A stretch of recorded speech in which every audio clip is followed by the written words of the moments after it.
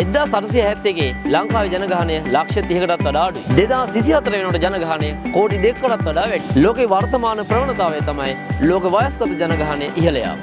ලංකාවටත් ඒ ප්‍රශ්නෙට මුහුණ පාන්න වෙලා තියෙනවා. හැබැයි ප්‍රශ්නයක් කියන්නේ වැඩිහිටියෝ අපිට බරක් කියන එක නන් නෙමෙයි. ඒ පිටස බලා ගන්න එක අපි හැමෝගේම යුතුයකම. හැබැයි වයස්ගත ජනගහනය වැඩි වෙනකොට රටක් විදියට මුහුණ දෙන්න වෙන ප්‍රශ්න ගොඩක් තියෙනවා. මොනවද ඒ ප්‍රශ්න? අනාගතයේ රෝහල් වලට එන වයස්ගත රෝගීන් ගන්න ඉහළ යනවා. ඒ නිසා රජයට අනාගතයේදී සෞඛ්‍ය පහසුකම් ලබා දෙන්න වැඩි මුදලක් වැය කරන්න සිද්ධ වෙනවා. ඒ වගේම සමාජ ආරක්ෂණය සඳහා වැඩි මුදලක් රජයට වෙන් කරන්න සිද්ධ වෙනවා. අනිත් එක තමයි දැන් පවුලක ඉන්නේ උපරිම 3 දෙනෙක් 4 දෙනෙක් වගේ.